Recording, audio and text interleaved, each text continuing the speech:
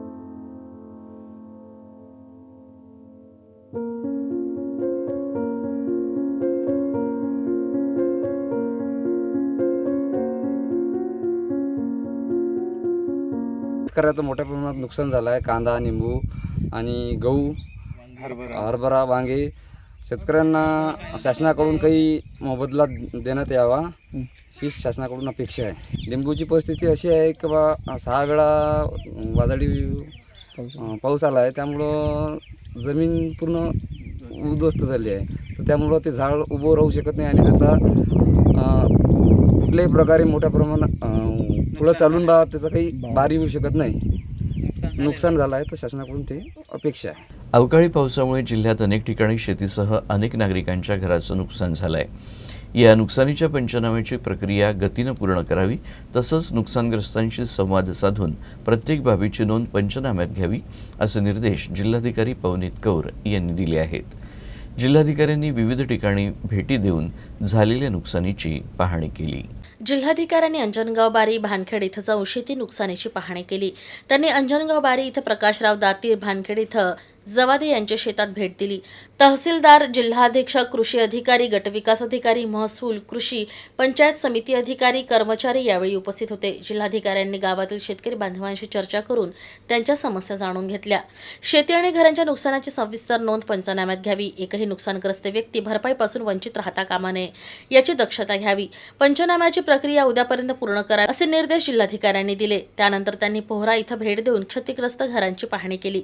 वादळ वारा आणि पावसानं पोहरा येथील घरांचं मोठं नुकसान झालं. दरम्यान त्यांनी नुकसानग्रस्त बांधवांशी संवाद साधून त्यांना दिलासा दिला. पोहरा येथील नुकसानग्रस्त बांधवांच्या अडचणी जाणून आवश्यक सुविधा तत्काळ पुरवण्याची मागणी यावेळी करण्यात आली होती. पोहरा येथील नुकसानग्रस्त बांधवांच्या अडचणी जाणून आवश्यक सुविधा तत्काळ पुरवाव्या. वीज पुरवठा प्राधान्यानं सुरळीत करावा. पेयजलासाठी आवश्यक टँकरची व्यवस्था करण्याचे निर्देशही जिल्हाधिकाऱ्यांनी दिले. 500 क्विंटल कांदा आहे कमीत कमी, पूर्ण भिजलेला आहे. पण ज्यांनी कव्हर करून असं स्टोरेजमध्ये ठेवलं असेल नाही त्यांचा काय प्रॉब्लेम आता जमते पूर्ण बरं. आणि आता काय भेटणार ह्याच्यातून जवळ काही भेटायची आशा नाही आहे. बट जसं हे होतं काय मॅडम, याच्यात वॉटर कंटेंट कमी झालं की आता याला वॉटर कंटेंट मुळापासून हे झाल्याच्या नाही, म्हणजे तुम्ही लक्षात हे घ्या. मोठा हा आले का पैसे नातेवाईकच्या घरी? ओके. कुठे आहे ते दवाखाना? या अवकाळी वादळी पावसानं अमरावती जिल्ह्यातील चांदूर बाजार तालुक्यात देखील मोठं नुकसान झालंय. अनेक गावातील घरांची टीनपत्र उडाली असून अन्नधान्याचं देखील मोठं नुकसान झालंय. झालेल्या नुकसानीचा आमदार प्रतापराव अडसड यांनी आढावा घेतला. गेल्या 2 दिवस झालेल्या वादळी पावसामुळे अमरावती जिल्ह्यातील चांदूर रेल्वे तालुक्यातील सावंगी, मगरापूर, जळका, जगताप, नया सावंगा, गौरखेडा, आमदोरी यासह इतर गावात पावसानं थैमान घातलं. अनेक गावात घराची टीनपत्रे उडाली. घरातील कापूस, गहू, सोयाबीन, तूर आणि अन्नधान्याचं मोठं नुकसान झालं. आमदार प्रताप अडसड यांनी नुकसानीची पाहणी केली आणि अधिकाऱ्यांना तातडीनं पंचनामे करण्याचे निर्देश दिले. टीन उड़ गए हमारे, गेहूँ का हो गया सत्यानाश, गीला हो गया पूरा, सोयाबीन गीला हो गया, हम मरते मरते बचे और पूरा दीवारा से सब गिर गए. के सर पे पत्थर गिर गया. हमारे घर में सब बहुत नुकसान हो गया. अनाज पानी सब धिंगाना हो गया. पूरे घर पर की छत भी चली गई पूरी. मेरे बच्चों को रहने को घर नहीं है, खाने को कुछ नहीं है. मैं कहा जो बच्चे लेके हमारे को सरकार की तरफ से कुछ न कुछ जल्दी मदद चाहिए, क्योंकि हमारे को रहने को घर नहीं है तो खाने को कुछ नहीं है, तो उनके तरफ से कुछ न कुछ तो लगेगा. घर भी चाहिए, छत भी होना, ऊपर हमको छत भी नहीं है. को घर कुल मिला नहीं हमारे को, जवानी से लेके बुढ़ापा आ गया, अभी लग हमारे को घर कुल मिला नहीं. कोई बात की सुविधा नहीं है हमारे गाँव में. क्या करना, हमने कहाँ जाना, गरीब इंसान है, हम हाथ मजदूरी वाले इंसान है. बोला हम क्या करना, किधर जाना के जानने देना हमारी. हमने कोई बहुत परेशानी में है. हमारी परेशानी हम किसको बताना. अमरावती जिल्ह्यात 5 कृषी उत्पन्न बाजार समितीच्या निवडणुकीत 3 ठिकाणी काँग्रेस समर्थित पॅनल विजयी झालं असून चांदूर बाजार समितीवर बच्चू कडू यांच्या पॅनलचा डंका वाजलाय, तर वरुड इथं बोंडेंची कमाल पाहायला मिळाली आहे. अमरावती जिल्ह्यातल्या धामणगाव रेल्वे येथील कृषी उत्पन्न बाजार समितीच्या 18 सदस्यांच्या निवडणुकीत काँग्रेस प्रणित सहकार पॅनलचा दबदबा पाहायला मिळाला. 18 पैकी 16 जागांवर विजय मिळवत माजी आमदार वीरेंद्र जगताप यांच्या नेतृत्वात लढलेल्या शेतकरी सहकारी पॅनलनं पुन्हा आपलं वर्चस्व सिद्ध केलंय. दरम्यान कार्यकर्त्यांनी शास्त्री चौकात विजयाचा जल्लोष केला. तर चांदूर बाजार समितीवर आमदार बच्चू कडू यांच्या शेतकरी पॅनलनं बबलू देशमुखसह 3 पक्षाच्या गटाच्या सहकारी पॅनलला मागे टाकून आघाडी मिळवली. आमदार बच्चू कडू यांचं शेतकरी पॅनल आणि काँग्रेसचे बबलू देशमुख, राष्ट्रवादीच्या सुरेखा ठाकरे आणि भाजपचे प्रमोद कोरडे यांच्या सहकारी पॅनलमध्ये अटीतटीची लढत होईल असं वाटत असताना निकालानंतर शेतकरी पॅनलला 18 पैकी 16 जागा मिळाल्या. अचलपूर कृषी उत्पन्न बाजार समितीसाठी रविवारी मतदान आणि मतमोजणी देखील पार पडली. या बाजार समितीवर काँग्रेसचे जिल्हाध्यक्ष बबलू देशमुख यांच्या नेतृत्वातील सहकार पॅनलनं 15ही जागांवर उमेदवार निवडून आणले. या निवडणुकीत प्रहारला मोठा धक्का बसला आहे. इकडे दर्यापूर कृषी उत्पन्न बाजार समितीच्या 18 संचालक पदांकरता निवडणूक झाली. 18 संचालकांपैकी सहकार पॅनलचे 14 उमेदवार विजयी झाले, तर शेतकरी पॅनलचे 3 आणि 1 उमेदवार अपक्ष विजयी झाला. ही निवडणूक काँग्रेसचे आमदार बळवंत वानखेडे यांच्या नेतृत्वात लढवल्या गेली होती. या निवडणुकीत प्रत्येक पक्षाच्या दिग्गज नेत्यांनी आपली प्रतिष्ठा पणाला लावल्याचं दिसून आलं. यानंतर सहकार पॅनलतर्फे जल्लोष करण्यात आला. तर वरुड कृषी उत्पन्न बाजार समितीत खासदार अनिल बोंडे आणि नरेशचंद्र ठाकरे यांच्या गटाने एकहाती सत्ता मिळवली. 18 सदस्यांपैकी 15 सदस्य हे बोंडे यांच्या सहकार पॅनलचे विजयी झाले. सहकार आहे, सहकारामध्ये मला वाटतं पक्ष वित्त विहिरीत आपण पाहतो आपण गट बांधणी करत असते आणि इथे ते गट बांधणी पहिलेपासूनच आहे. त्याच्यामुळं ते काही नौखं नाही. आम्हाला ते सर्व पक्ष एका इकडे आणि आम्ही एका इकडे अशीच एकंदरीत स्थिती या मतदारसंघात राहतं आणि त्याला आम्हाला टक्कर द्यावं लागतं नेहमी. तर तिथं आमचं प्लॅनिंग चुकलं आहे आणि तिथे सुद्धा राजाभाऊ टवलारकर, अजयभाऊ टवलारकर हे दोनच गट होते. समता आणि सहकार हे दोनही पॅनल एकत्र झाले आणि त्यात बबलू देशमुख एकत्र झाले. तिथे सुद्धा भाजपा तिकडे त्यांच्या बाजूनं गेली आणि भाजप, राष्ट्रवादी, काँग्रेस असं मिळून आणि 2 गट एकत्र झाले. असे 5 जण एकत्र लढले आणि त्यामध्ये आम्ही 3 सीटा निवडून आणू शकलो. इतर सीटेवर आम्हाला तिथं प्लॅनिंग थोडं आमचं चुकलं. त्या प्लॅनिंगमध्ये कार्यकर्त्यांना थोडा प्रतिसाद जो यायला पाहिजे होता तो आला नाही. त्याच्यामुळे अडचण निर्माण. भारतीय जनता पक्षाला 3 तालुक्या मिळून फक्त 2 जागांवर विजय मिळवलेला आहे. चांदूरमध्ये 1 आणि दामणगावमध्ये 1. भारतीय जनता पक्षाच्या आमदारांनी, विद्यमान आमदारांनी जो 4 वर्षाच्या कालखंडामध्ये शेतकरी विरोधी कामं केली, स्वतःच्या घरची तुंबडी भरण्याचं काम केलं आणि शेतकऱ्यांना वाऱ्यावर सोडलं, त्याचा हा परिणाम आहे. बाजार समितीमध्ये दामणगाव रेल्वेच्या त्यांची सत्ता असताना मोठ्या प्रमाणावर भ्रष्टाचार करून त्यांच्या सभापतींसह सगळ्यांना फरार व्हावं लागलं होतं आणि मग नंतर ते जामिनावर मोकळे झाले होते. आणि म्हणून या भ्रष्ट आणि शेतकरी विरोधी कारभाराला 3ही तालुक्यातली जनता कंटाळलेली आहे, शेतकरी कंटाळलेले आहेत आणि या चांदूर दामणगाव बाजार समितीमध्ये मोठा प्रचंड विजय शेतकऱ्यांनी आमच्या काँग्रेस पक्षाला मिळवून दिलेला आहे. आणि म्हणून समस्त चांदूर, दामणगाव, नांदगाववासियांचे मी आपल्या माध्यमातून आभार मानतो. दामणगाव रेल्वे, चांदूर रेल्वे बाजार समितीमध्ये तातडीनं हर्रास कसा होईल, शेतकऱ्यांचे चुकारे तातडीनं कसे होतील, शेतकऱ्यांच्या मालाला गोडाऊनमध्ये किंवा गोडाऊन शेडमध्ये कसं हर्रास होईल आणि शेतकऱ्यांसाठी जास्तीत जास्त सोयी सवलती कशा निर्माण केल्या जातील. अर्थात विरोधी पक्षाचं सरकार आहे, आम्हाला त्रास देण्याचा प्रयत्न होईल. आत्ताही चांदूर आणि दामणगाव रेल्वेच्या 23 सोसायट्या काढून आम्हाला मतदानापासून वंचित ठेवण्याचा प्रयत्न आमदार आणि त्यांच्या बहिणीनं केला, परंतु तो हायकोर्टाच्या माध्यमातून आम्ही हाणून पाडला आणि म्हणून आमचा प्रचंड विजयाचा मार्ग सुकर झाला. आणि म्हणून शेतकऱ्यांच्या प्रती जास्तीत जास्त सवलती कशा देता येतील याचा आम्ही पुढच्या काळात प्रयत्न करू. गरीब आणि गरजू रुग्णांसाठी राज्यात ठिकठिकाणी हिंदू हृदय सम्राट बाळासाहेब ठाकरे आपला दवाखाना ही योजना सुरू करण्यात आली आहे. राज्याचे मुख्यमंत्री एकनाथ शिंदे यांनी ऑनलाईन पद्धतीनं या योजनेचा शुभारंभ केला.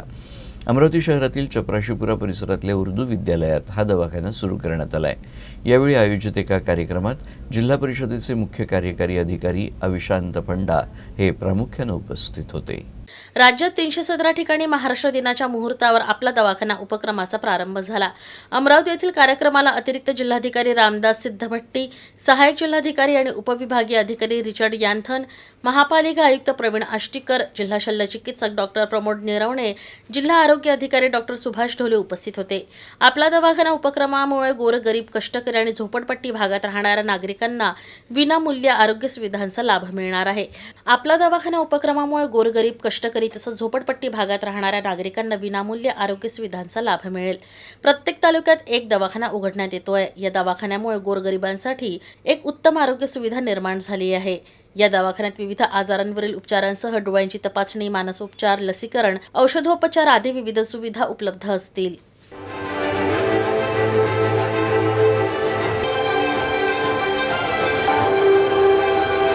या ठिकाणी या दवाखान्याचं आज अनावरण होत आहे. आपल्या घराजवळ चांगल्या उपचाराची सुविधा मिळवून देण्याची अतिशय गरज लक्षात घेऊन यामध्ये एका नव्या योजनेची सुरुवात झालेली आहे. शेतकऱ्यांची फसवणूक होऊ नये यासाठी गठीत गुणनियंत्रण पथकानं अमरावती जिल्ह्यात बनावट निविष्ठा प्रकरणात वर्षभरात 5 FIR दाखल करून 21 विक्रेत्यांचे परवाने रद्द केले आहेत. यावर्षी देखील पथकातर्फे कारवायांचा झपाटा कायम राहणार आहे. यावर्षी तालुका स्तरावर तालुका कृषी अधिकारी 14, कृषी अधिकारी पंचायत 14, उपविभागीय स्तरावर 6, जिल्हा स्तरावर 6 अशा एकूण 40 निरीक्षकांचा वॉच राहणार आहे. गेल्या वर्षी बियाण्यांचे 1337 नमुने घेण्यात आले होते. यामध्ये 94 नमुने अप्रमाणित निघाल्यानं न्यायालयीन प्रक्रियेसाठी पात्र ठरले. यामध्ये एका प्रकरणात FIR सुद्धा करण्यात आला. याशिवाय 4 परवाने निलंबित करण्यात आले आहेत. रासायनिक खतांचे 787 नमुने घेण्यात आले. यामध्ये 87 नमुने कोर्ट केससाठी पात्र ठरले. या 3 प्रकरणात FIR आणि 10 परवाने निलंबित करण्यात आले. याशिवाय कीटकनाशकांचे 256 नमुने घेण्यात आले होते. यापैकी 13 नमुने कोर्ट केससाठी पात्र ठरले, तर एका प्रकरणात FIR आणि 7 परवाने निलंबित केल्याचं कृषी विभागानं सांगितलं आहे. सिंदखेड राज्याच्या धर्तीवर अमरावती येथील राजमाता मा जिजाऊ पुतळा स्मारक परिसराचं सौंदर्यीकरण करण्यात येणार असल्याचं प्रतिपादन आमदार सुलभा खोडके यांनी केलं. त्या बायपास रोडवर आयोजित विकास कामांच्या भूमिपूजनाच्या कार्यक्रमात बोलत होत्या. राजमाता जिजाऊ स्मारक परिसर सौंदर्यीकरणाची मागणी लक्षात घेता यासाठी तयार झालेलं डिझाईन पाहता सिंदखेड राजाच्या धर्तीवर अमरावती येथील राजमाता मा जिजाऊ पुतळा स्मारक परिसराचं सौंदर्यीकरण हे देखील लक्षवेधी आणि दर्जेदार व्हावं यासाठी जास्तीत जास्त निधी उपलब्ध करून देण्यासाठी आपण नेहमीच तत्पर आहोत.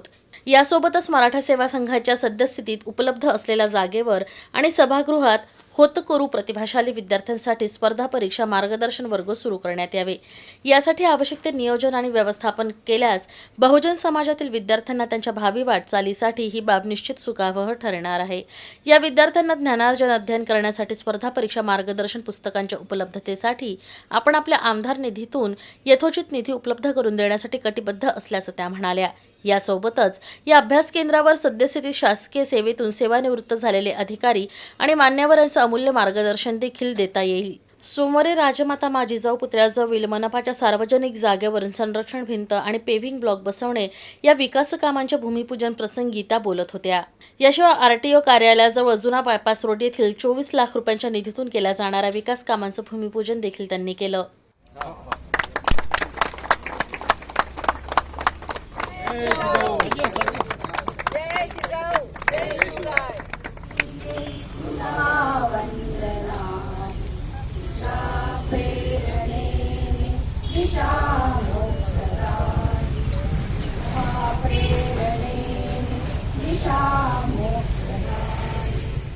श्री हनुमान व्यायाम प्रसारक मंडळ परिसरातील सोमेश्वर पुसतकर सभागृहात प्रख्यात निवेदक आणि वक्ते बाळासाहेब कुलकर्णी यांच्या प्रेमाचं काव्य या बहारदार कार्यक्रमाचं आयोजन करण्यात आलं होतं. या कार्यक्रमाचा अमरावतीकरांनी आनंद लुटला. हनुमान व्यायाम प्रसारक मंडळ परिसरातील सोमेश्वर पुसतकर सभागृहात प्रख्यात निवेदक आणि वक्ते माजी संपादक दैनिक लोकमत बाळासाहेब कुलकर्णी यांच्या प्रेमाचं काव्य या बहारदार कार्यक्रमाचं आयोजन करण्यात आलं. अंबानगरीत अनेक भव्यदिव्य अविस्मरणीय कार्यक्रमांचं आयोजन करून सांस्कृतिक नगरी ही अमरावतीची ओळख अधिक ठळक करणाऱ्या सोमेश्वर पुसतकर यांच्या स्मृतिप्रित्यर्थ सोमेश्वर पुसतकर सांस्कृतिक महोत्सवाचं आयोजन करण्यात आलं होतं. रविवारी आयोजित प्रेमाचे काव्यामध्ये बाळासाहेब कुलकर्णी यांनी प्रेम या 2.5 अक्षरी शब्दाची व्याख्या संकल्पना मांडताना अनेक दाखले आणि उदाहरणं दिली. प्रेम म्हणजे प्रेम असतं, तुमचं आमचं सेम असतं असं सांगत त्यांनी उर्दू, हिंदी, मराठी भाषेतून शेरो शायरी करत उपस्थितांची मनं जिंकली. या दरम्यान सोमेश्वर पुसतकर मित्रपरिवार आम्ही सारे फाउंडेशन आझाद हिंद मंडळाच्या वतीनं बाळासाहेब कुलकर्णी यांचा सत्कार करण्यात आला. रहमो गुमा का अक्ल पर पर्दा पड़ा तो है, वरना कुरान पाक में सब कुछ लिखा तो है. रखता हूं मैं भी खाना है काबा की आरज़ू. मोमिन नहीं तो क्या हुआ, दिल में खुदा तो है. मोमिन नहीं तो क्या हुआ, दिल में खुदा तो है. काही शेर इतके छान उर्दू मध्ये लिहिला गेले आहे की दौलत के तराजू में तोलो तो फकीर है हम. जाधव साहेब कुठे बसले? जाधव साहेब, दौलत के तराजू में तोलो तो फकीर है हम. दरिया दिल्ली में तो हम जैसा नवाब कोई नहीं. दरिया दिल्ली में तो हम जैसा नवाब कोई नहीं. इंसानियत ही पहला कदम है इंसान का. इंसानियत ही पहला कदम है इंसान का. बाद में पन्ना खुलता है गीता और कुरान का. इराणाने गीतेला कुराणामध्ये म्हटले तुमच्या हृदयात जर प्रेम नसेल तर गीताही कामाची नाही, कुरानही कामाचं नाही. इंसानियत ही पहला धर्म है इंसान का. बाद में पन्ना खुलता है गीता और कुरान का. हवा से कह दो, हवा से कह दो कि खुद को आजमा के तो दिखाए. कहते बहु हवा से कह दो कि खुद को आजमा के तो दिखाए. बहुत चराग बुझाती है, एक जला के तो बताए. बहुत चराग बुझाती है, एक जला के तो बताए. काल मला सांगितलं गेलं अमरावतीत खूप पाऊस आला, खूप वादळ आला. निदा फागलीने पावसाचं वर्णन फार छान केलं. त्यांनी पावसाचं वर्णन करताना असं सांगितलं की पाऊस हा कशाचा विषय आहे. विलास भाऊ, पाऊस हा काव्याचा विषय नाही, पाऊस हा शेरोशायरीचा विषय नाही, पाऊस हा निबंधाचा विषय नाही, पाऊस हा अभ्यासाचा विषय नाही. मग पाऊस हा विषय कशाचा आहे? पाऊस हा ओलाचिंब होण्याचा विषय आहे. जोपर्यंत पावसात तुम्ही ओलचिंब होत नाही तोपर्यंत पाऊस ही नेमकी चीज काय आहे हे तुम्हाला कळतच नाही. आणि याबरोबरच हे बातमीपत्र संपलं. पुन्हा भेटूया पुढच्या बातमीपत्रात. तोपर्यंत नमस्कार.